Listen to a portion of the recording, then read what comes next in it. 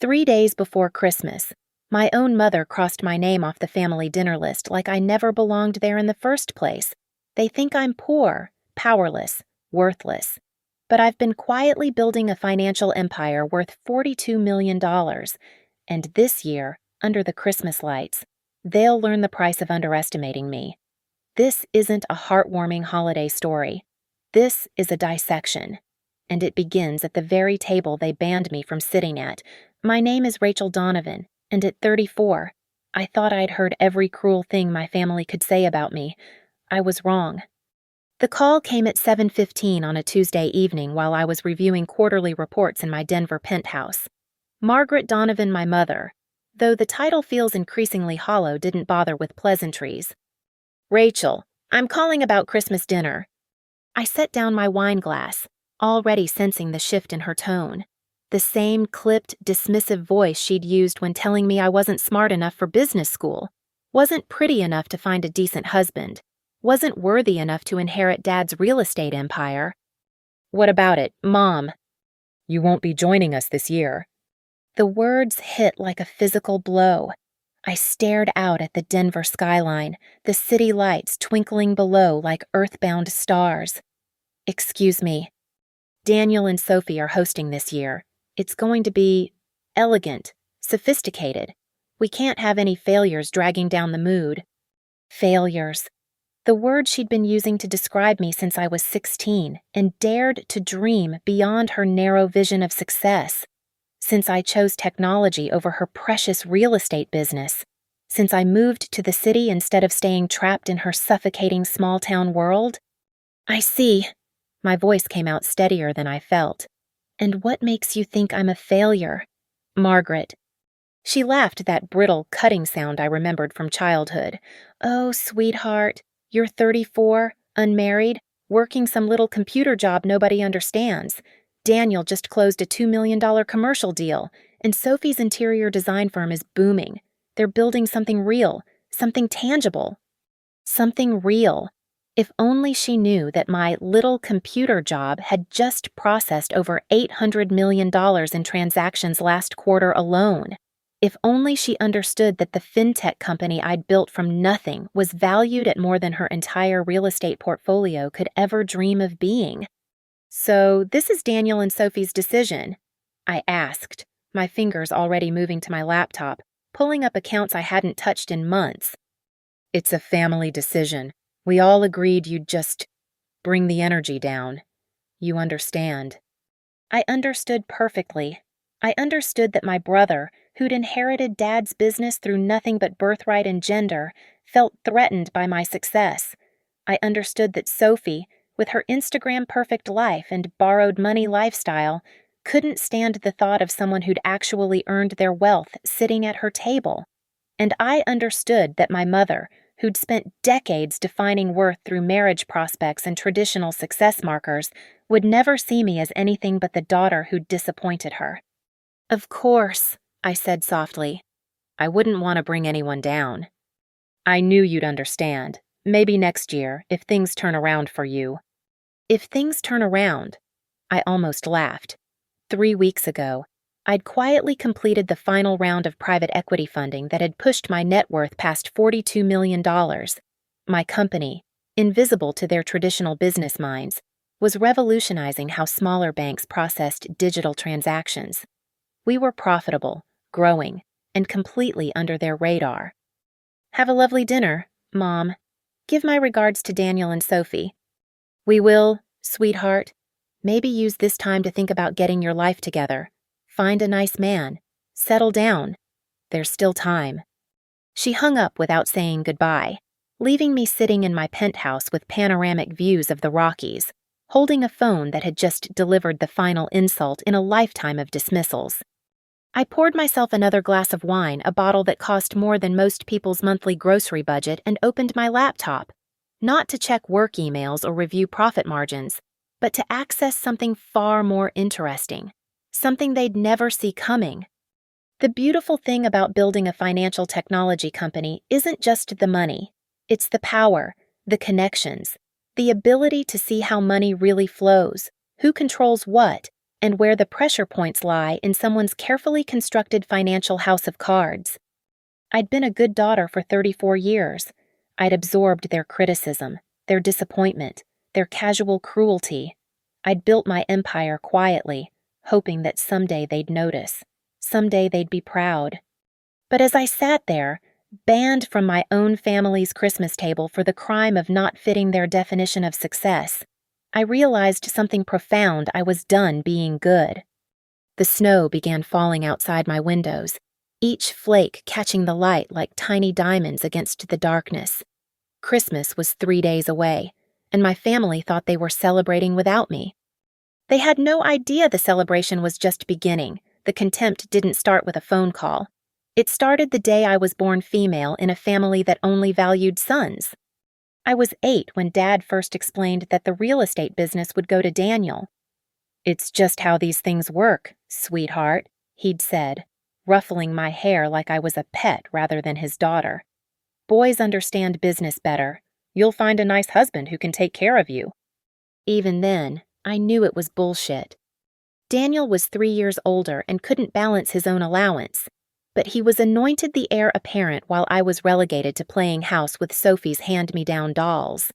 By the time I was 12, I was quietly managing the family's bookkeeping because Dad's business genius son kept making arithmetic errors that cost them clients.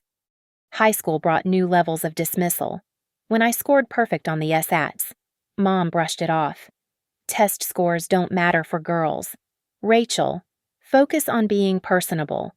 When I got a full scholarship to MIT, she actually seemed disappointed. "Boston is so far away. Who will you meet there? Engineers don't make good husbands." The worst part wasn't their low expectations. It was watching them celebrate Daniel's mediocrity like it was genius. He barely graduated from state school with a business degree that Dad bought his way into. But when he joined Donovan Real Estate straight out of college, they threw him a party. When I graduated summa cum laude with degrees in computer science and finance, they sent a card. I came home that summer with internship offers from 3 Fortune 500 companies. Margaret's response: "That's nice, dear. Sophie's engagement party is next month. Maybe she'll let you be a bridesmaid." Sophie, the perfect daughter-in-law who understood her place, who made Daniel look successful by association, who gave them grandchildren to parade around town like trophies. She was everything they wanted me to be: decorative, dependent, and grateful for whatever scraps the men threw her way. The final break came when Dad died 4 years ago. I flew back for the funeral, hoping that maybe grief would bring us together. Instead, I watched them read his will without including me in the room. Daniel inherited the business, the properties, the investment accounts. Sophie got a trust fund. Mom kept the house. I got a jewelry box and a note saying he hoped I'd find my way back to the family someday. That night, over dinner at their favorite restaurant, a dinner I paid for because Daniel had forgotten his wallet, Mom delivered the killing blow. "Your father always worried about you, Rachel. He used to say you were too ambitious for your own good. Women who focus on careers end up alone and bitter. Look at you now, 30 years old. No husband, no children, working yourself to death for some company that'll replace you the moment you're not useful." I was actually 29, actually building my own company, and actually worth more than their entire real estate portfolio even then. But in their eyes, I was just the family failure who'd chosen the wrong path. Daniel raised his glass of wine I was paying for. To Dad's memory and to family, the people who matter. They toasted. I watched. Sophie even had the audacity to reach over and pat my hand sympathetically, like I was some charity case they were being kind enough to include. That was the moment I realized something crucial: they didn't want me to succeed. My success threatened their carefully constructed hierarchy where Daniel was the golden child and I was the cautionary tale. Every achievement I made forced them to confront the possibility that they'd been wrong about everything. So they simply chose not to see it. When my company landed its first major client, a regional bank that Daniel's firm had actually pitched and lost, I didn't tell them. When we expanded to 3 states, I stayed quiet. When Fortune magazine called us one of the most innovative fintech startups in America, I let them keep living in their delusion. It was easier that way. Easier to let them think I was struggling in some dead-end tech job than to shatter their worldview with the truth. Easier to endure their pity than demand their respect. But the Christmas call had crossed a line I didn't even know existed. Being excluded from family dinner wasn't just dismissal, it was erasure. They weren't just saying I didn't matter. They were saying I didn't exist. I'd spent years building walls around my heart, protecting myself from their casual cruelty. But those walls had also trapped something inside a rage so deep and cold it felt like winter itself. They wanted to pretend I was nothing fine. But nothing has power they never imagined. Nothing can reach into their perfect little world and tear it apart from the inside. Nothing can show them exactly what they'd thrown away when they decided I wasn't worth keeping. I finished my wine and opened my laptop. Time to remind my family that the daughter they'd dismissed as worthless had access to something they couldn't live without their money. And just like that little girl doing their bookkeeping in secret, I was about to balance their accounts in ways they'd never forget. The beautiful thing about building a financial technology empire is that you learn exactly where everyone's money lives. At 11:30 that night, I opened my secure laptop and began what I liked to call Christmas shopping, not for gifts for leverage. My family had no idea that Donovan Real Estate used our subsidiary company for their digital payment processing. Small world, isn't it? When you're a regional business trying to modernize your operations, you don't always read the fine print about which fintech company is actually handling your transactions. You just know your money moves faster and cheaper than before. Daniel's business account, Sophie's interior design firm, Mom's personal checking and investment accounts, even their credit cards processed through our partner networks. For 3 years, I'd been invisibly threading through their financial lives like a ghost in the machine. I picked up my phone and dialed. Alexis Moore speaking? My lawyer's voice was crisp despite the late hour. Alexis, it's Rachel. I need you to review some contracts for me. Alexis had been my legal counsel since the company's early days, a sharp woman who'd built her own practice from nothing and understood exactly what it meant to be underestimated. She also happened to be working at midnight because, like me, she'd learned that success required sacrificing the traditional boundaries between work and life. Which contracts? The payment processing agreements with Donovan Real Estate and affiliated personal accounts? I need to understand our termination clauses. A pause. Rachel, that's your family's business. I'm aware. Another pause. Longer this time. I'll have the documents on your desk by morning. Should I ask why? Consider it a holiday bonus review. Thanks, Alexis. My next call went to Marcus Webb, not his real name. Of course. Marcus was a cybersecurity consultant who specialized in what he called ethical digital archaeology. Translation, he could find information that others wanted to keep hidden, and he did it without breaking any laws. Technically. Marcus, I need a comprehensive financial background check. On who? My brother Daniel Donovan and his wife Sophie. I want to know every debt, every investment, every financial skeleton in their perfectly organized closet. Family research? Interesting. How deep? Deep enough to see the bottom? Marcus worked in Bitcoin and encrypted communications. By morning, I'd have a complete picture of their financial reality, not just what they owned, but what they owed, and to whom. The third call was the most important. Hey, Sarah, it's Rachel. I know it's late, but I need to discuss some account modifications. Sarah Kim was our head of risk management and one of the few people who understood both the technical and legal implications of our payment systems. She was also someone who'd been passed over for promotions at 3 different firms before I hired her and gave her the authority she deserved. What kind of modifications? I need to implement enhanced security protocols on specific accounts, fraud prevention measures, the works. Which accounts? I read her the list. I have concerns about potential unauthorized access, family members trying to manipulate elderly relatives, that sort of thing.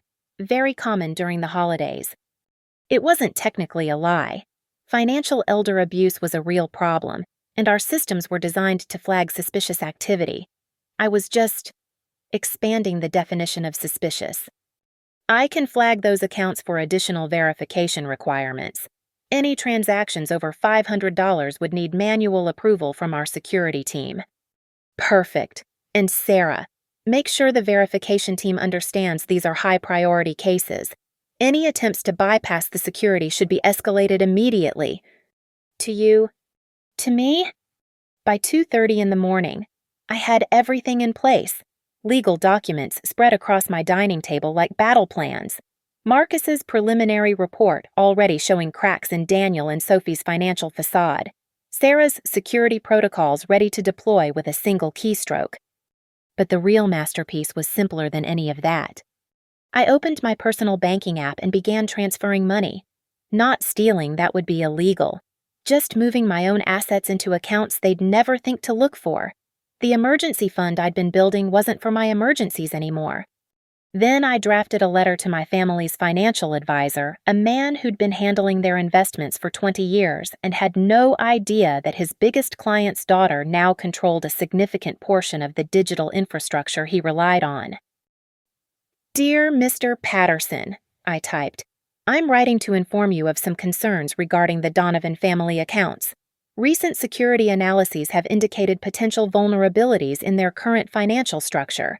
As a professional courtesy, I wanted to alert you to the need for enhanced monitoring during the holiday period, when financial fraud typically peaks. Professional courtesy. I almost laughed. The same courtesy they'd shown me when they decided I wasn't worth inviting to Christmas dinner. By dawn, I had transformed from the family failure into something far more dangerous, the person holding all the keys to their carefully constructed financial kingdom. They'd spent decades teaching me that I didn't matter, that I was powerless, that I'd never amount to anything. Tomorrow, they'd learn the difference between powerless and patient. I closed the laptop and poured myself a final glass of wine, watching the sunrise paint the mountains gold. Christmas was in 2 days. My family was probably sleeping peacefully, dreaming of their perfect dinner party without the burden of including their disappointing daughter. They had no idea that their disappointing daughter had just become their judge, jury, and executioner. And the sentence was about to be carried out at the dinner table they'd banned me from. Christmas Eve arrived with the kind of pristine snowfall that makes everything look like a greeting card. I spent the day in my penthouse, watching the city transform into something magical while my family prepared for their perfect dinner without me. At 6:15 in the evening, I drove through the familiar streets of my childhood neighborhood. Nothing had changed: the same manicured lawns, the same oversized houses trying to prove their owner's worth through square footage and holiday decorations. Daniel and Sophie's house sat at the end of Maple Street like a monument to suburban success, every window blazing with warm light, the driveway already crowded with cars. I parked across the street and turned off the engine.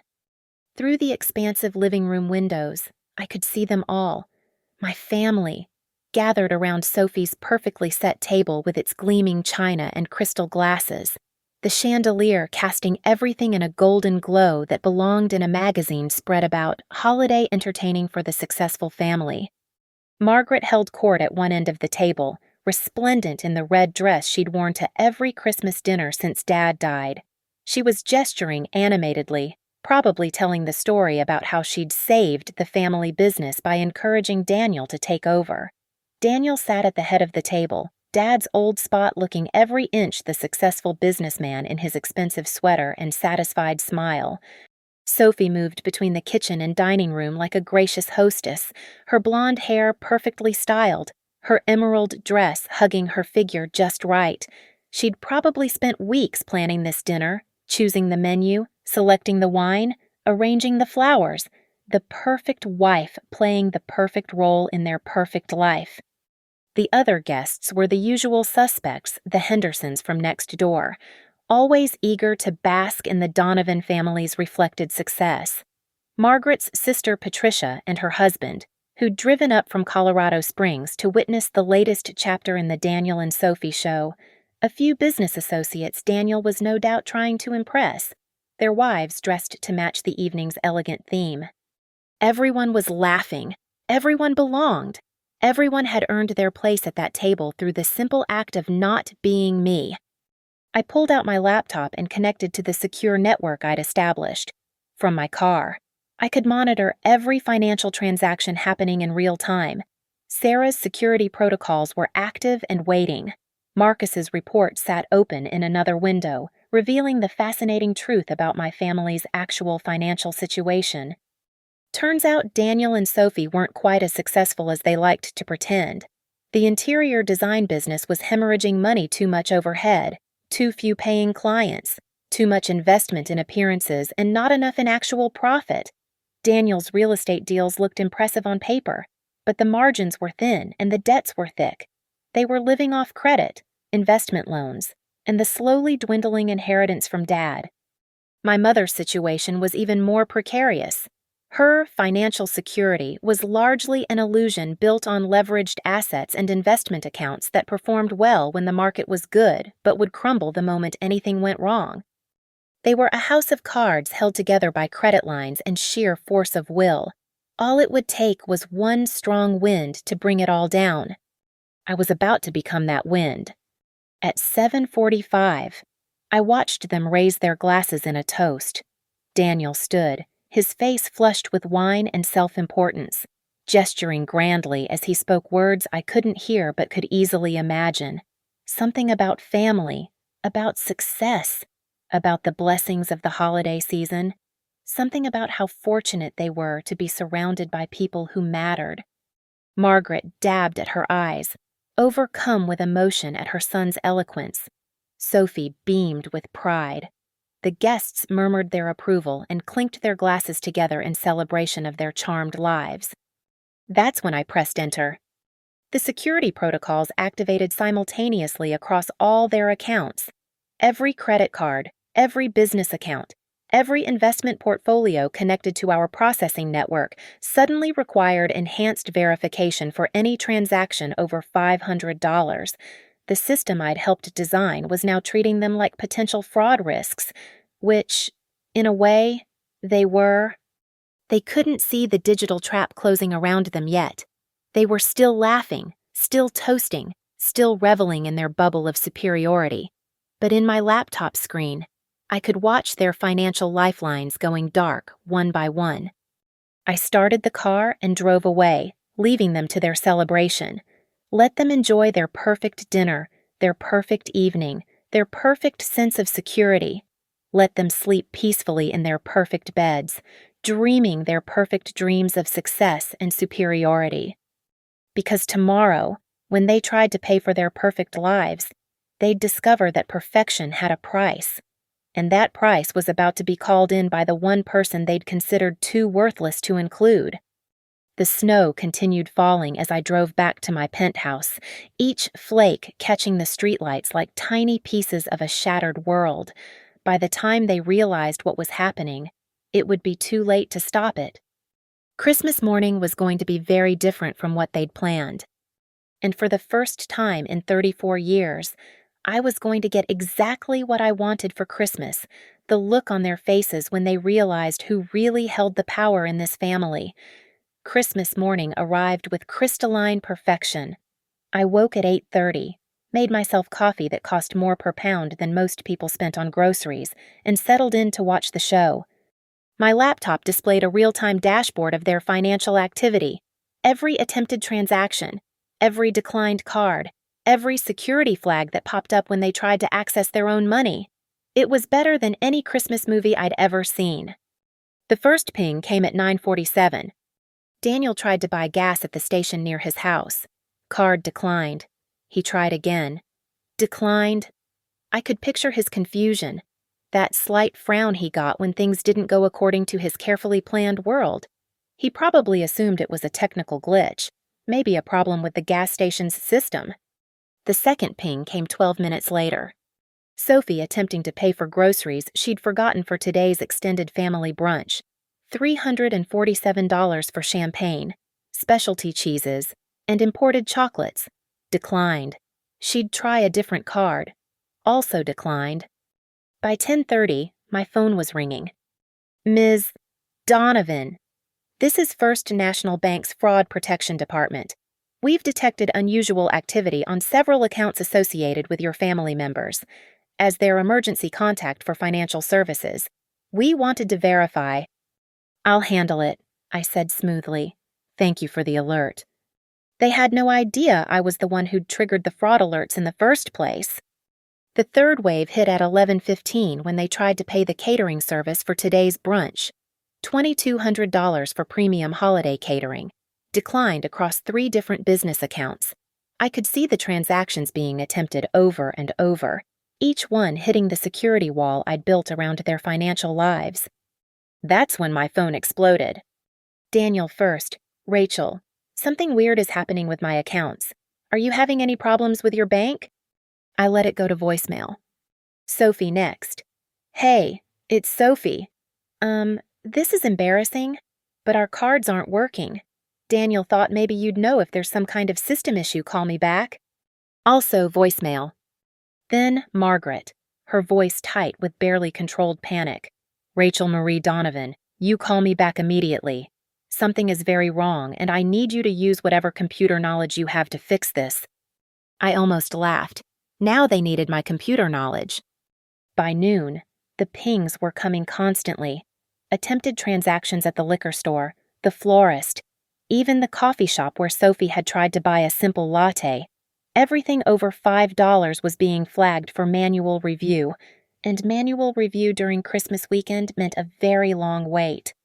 I could picture the scene at their house, the catering service probably threatening to leave, guests starting to arrive for brunch with no food, no drinks, no holiday celebration. The perfect hostess Sophie, slowly realizing that her perfect day was crumbling around her. At 12:30, I decided to drive over and watch in person.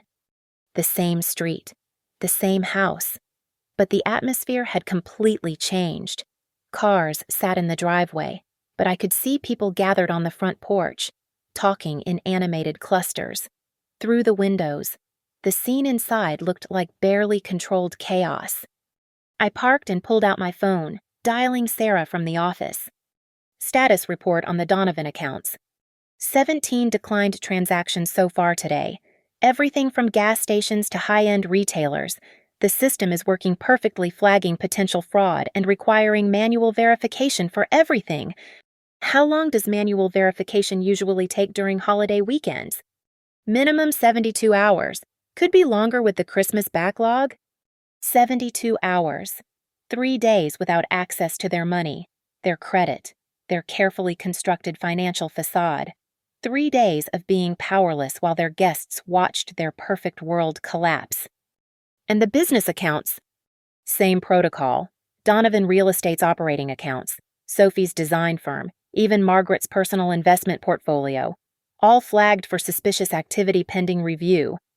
I hung up and watched as Daniel burst out of the house, his Christmas sweater wrinkled, his face red with frustration and something that looked like genuine panic. He stormed toward his BMW, probably heading to the bank to demand answers they couldn't give him. Sophie appeared in the doorway, still in her elegant hostess dress but looking frayed around the edges. She was talking rapidly to someone behind her, probably apologizing to guests who'd come expecting champagne and caviar and found chaos instead. Margaret's silhouette moved past the window, her gestures sharp and agitated. I could see her pacing, probably making phone calls to every financial advisor and bank manager she thought could solve this mysterious crisis. What they didn't know was that the crisis had a name, an address, and a very specific reason for existing. They'd created their own monster when they decided I wasn't worth including in their perfect family. Now that monster was eating their perfect life from the inside out. My phone buzzed with another call from Daniel. This time I answered. Rachel, thank God. Something insane is happening. All our accounts are frozen or something. Every card is being declined. The bank says there's a fraud investigation, but they won't tell us anything. This has to be some kind of mistake or cyber attack or... How terrible, I said, my voice dripping with false sympathy. Have you tried calling your bank's customer service line? I've been on hold for 2 hours, Rachel. You work with computers and finance stuff. Right. Can you help us figure out what's happening? Now I was useful. Now my computer stuff mattered. I'm sure it's just a holiday glitch, I said sweetly. These things usually resolve themselves after a few days. A few days, just long enough for their perfect Christmas to become a perfect disaster. Just long enough for them to learn what it felt like to be powerless. At 2:15 in the afternoon, I decided it was time to make my entrance. I'd chosen my outfit carefully, a crimson-red dress that cost more than most people's monthly salary, paired with shoes that could fund a small vacation. My jewelry was understated but unmistakably expensive. Diamond earrings that caught the light like captured stars, a watch that whispered wealth to anyone who knew how to recognize it. I looked like success. I looked like power.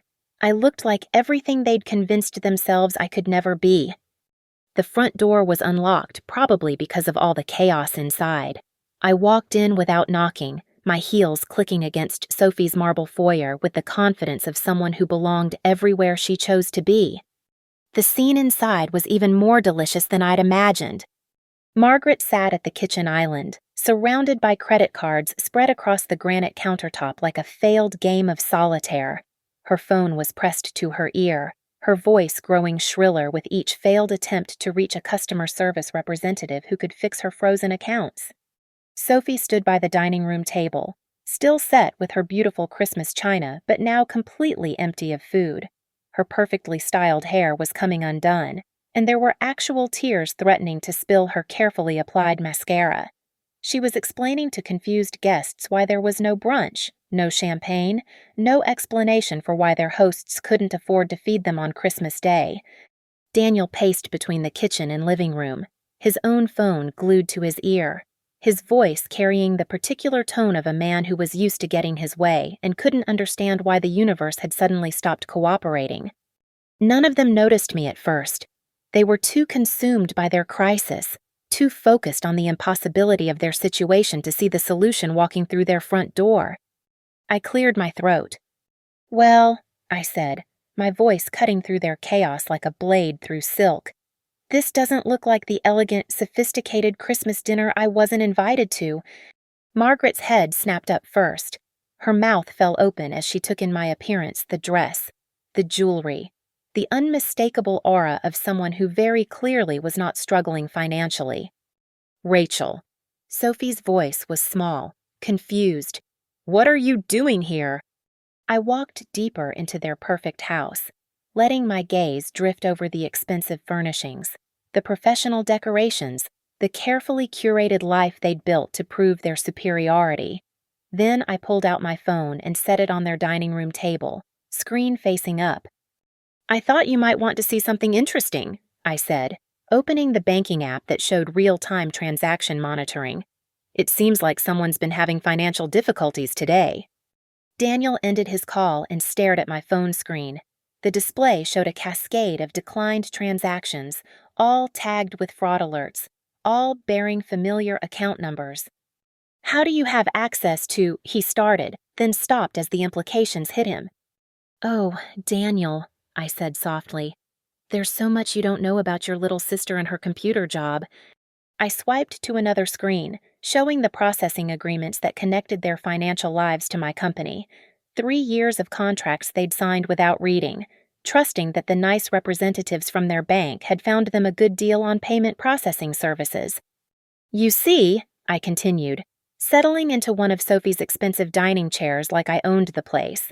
"When you build a financial technology company from the ground up, you learn fascinating things about how money really works, about who controls it, about how easily it can be protected when fraud concerns arise."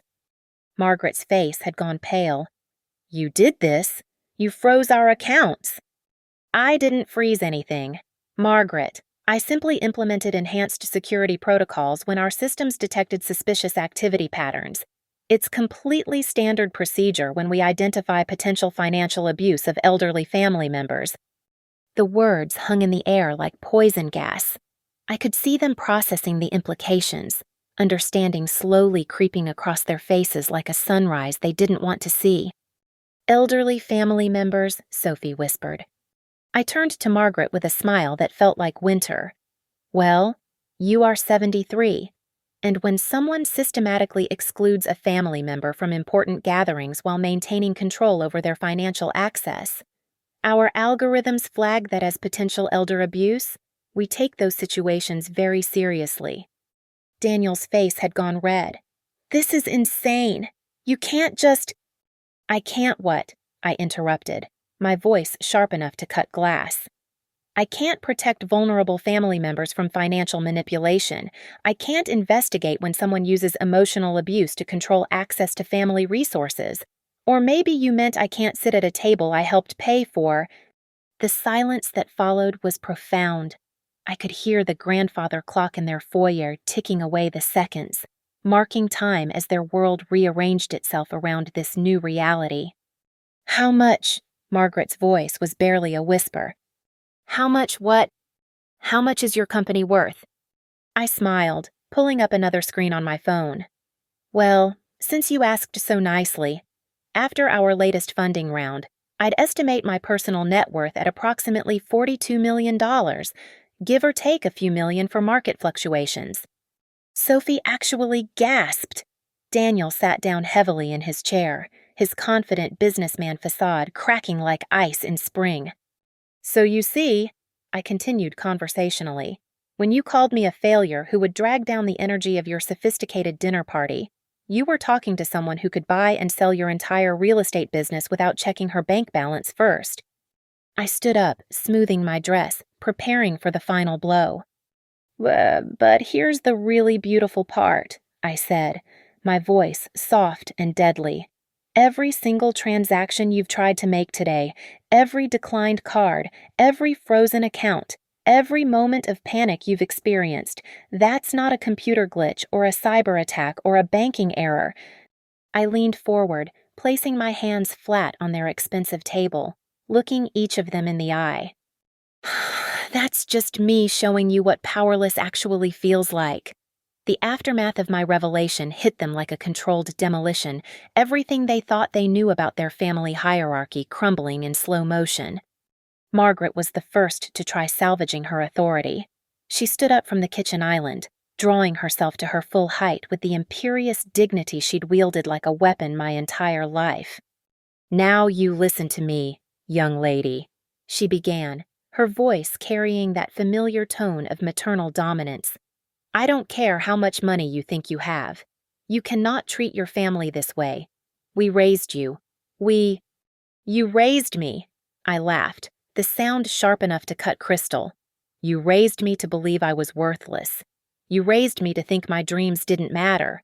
You raised me to accept scraps from your table and be grateful for them. I walked over to their wine cabinet, the expensive one Daniel had bragged about during last year's family gathering, and helped myself to a bottle that probably cost more than their monthly grocery budget. I poured myself a glass with the casual confidence of someone who belonged everywhere she chose to be. But please, continue trying to assert authority over someone who controls whether your credit cards work. Daniel finally found his voice, though it came out strangled. Rachel, this is extortion. This is illegal. You can't just— Can't what? Daniel. I took a sip of their wine, letting the silence stretch. Can't protect myself from a family that treats me like garbage. Can't use my own company's fraud protection services. Can't implement security measures when I detect potential financial abuse. His businessman facade was completely gone now, replaced by something desperate and ugly. We never abused you financially. We never— Really? I pulled out my phone again, scrolling to the documents Marcus had compiled. Because according to my research, you've been living off Dad's inheritance for 3 years while your actual business hemorrhages money. Sophie's interior design firm is 6 months behind on supplier payments, and Mom's investment portfolio is leveraged to the hilt. I looked up from the screen, meeting their horrified stares. You're all broke, aren't you? This whole successful family image is just smoke and mirrors built on credit and inheritance money? Sophie burst into tears, actual, ugly crying that destroyed her perfect makeup and revealed the panic underneath her hostess mask. How could you know all that? Those are private. Private. I set down my wine glass with deliberate care. Sophie, darling, there's nothing private about debt when you process your payments through my company. Every failed payment to your suppliers, every maxed out credit line, every desperate loan application, it all flows through systems I designed. The room felt like it was shrinking around them.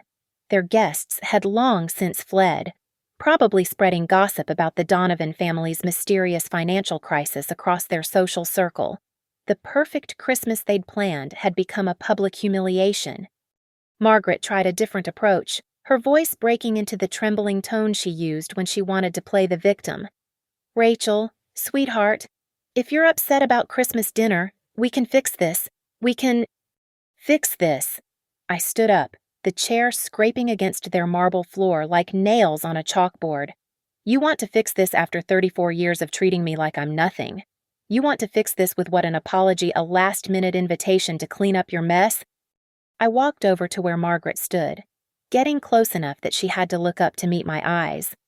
Let me be very clear about something. Mom, this isn't about Christmas dinner. This is about a lifetime of being told I don't matter by people who are only standing in this house because I'm allowing them to access their own money. Daniel made one last desperate attempt to reclaim control. You're being vindictive and petty. This isn't who you are. Rachel, you're better than this. The condescension in his voice, the assumption that he still knew who I was, that he could define my character while begging for my mercy, broke something loose inside me. You're right, Daniel. I am better than this. I'm better than all of this. I gestured around their perfect house with its perfect decorations and its perfectly empty table. I'm better than a family that only notices me when they need something. I'm better than people who measure worth by wedding rings and business inheritance instead of actual achievement. I finished my wine and set the glass down on their dining table, right next to Sophie's expensive centerpiece.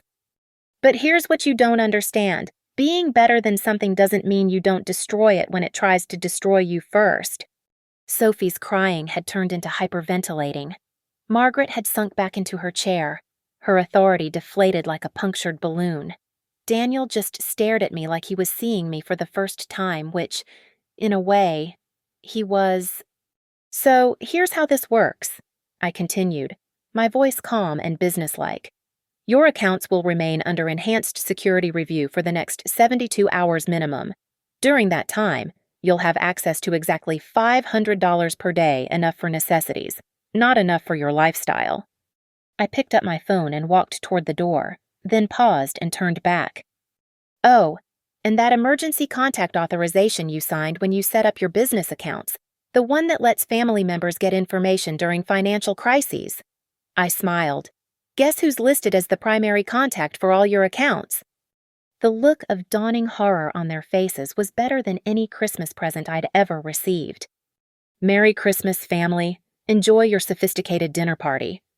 I walked out, leaving them sitting in their perfect house with their perfect decorations and their perfectly frozen bank accounts, finally understanding what it meant to be powerless. I didn't drive straight home. Instead, I took the scenic route through downtown Denver, watching families walk through the snow-covered streets, their arms full of gifts and their faces bright with holiday joy.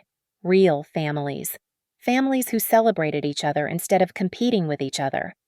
At 5:30, I pulled into my building's garage and rode the elevator to my penthouse. The city spread out below me like a constellation of possibilities, each light representing someone who was exactly where they belonged. I poured myself a proper glass of wine, not stolen from someone else's cabinet, but from my own collection, and settled into my leather chair with my laptop. Time for the final act. I opened a new email and began typing. To the Donovan Family Financial Review Committee. By now, you've had several hours to consider your situation. I trust you've used this time productively to reflect on the consequences of your choices. Your accounts will be restored to full functionality at exactly midnight on December 26th. Consider this your Christmas gift from the daughter you deemed unworthy of basic family inclusion. However, I think it's important you understand the new reality of our relationship going forward. First, I am removing myself permanently from all emergency contact authorizations for your accounts. You're adults. Manage your own financial crises. Second, any future family gatherings you wish me to attend will be held at venues I choose, paid for with money I control, with guest lists I approve. You had your chance to play host.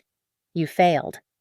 Third, never again will you refer to me as a failure, a disappointment, or anything other than what I am the most successful member of this family by any metric that matters. If these terms are unacceptable to you, that's perfectly fine. I have 42 million reasons not to care about your approval anymore. Fondly, your disappointed daughter, Rachel Donovan, CEO, Pinnacle Financial Technologies.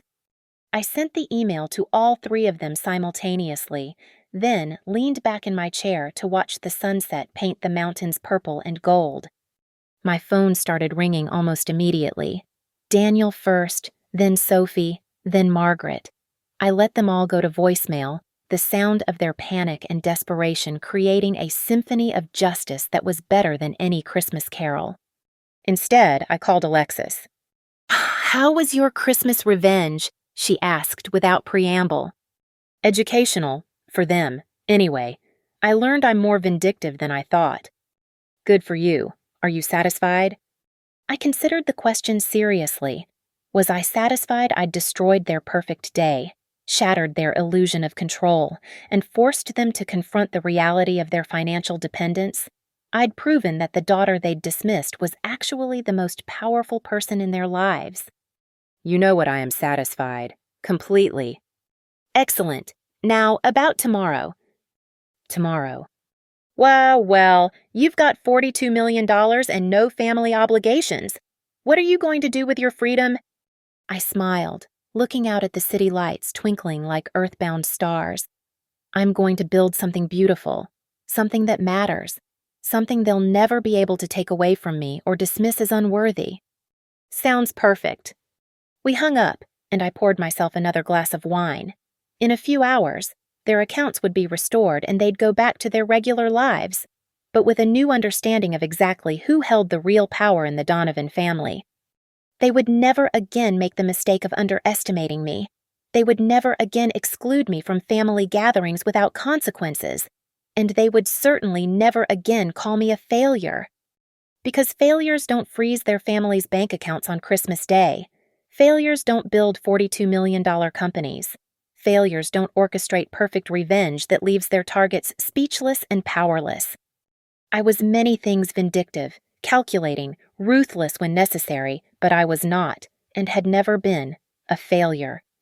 I raised my glass to the Denver skyline, to the mountains beyond, to the life I'd built despite their attempts to diminish me.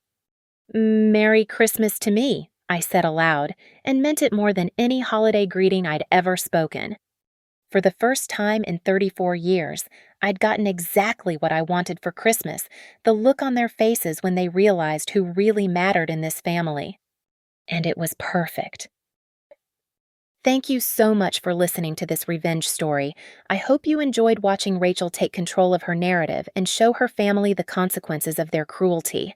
I'd love to hear from you. Please comment below and let me know where you're listening to this story from, and what you thought about Rachel's approach to family justice. Don't forget to subscribe to the channel and share your thoughts about whether you think she went too far or if her family got exactly what they deserved.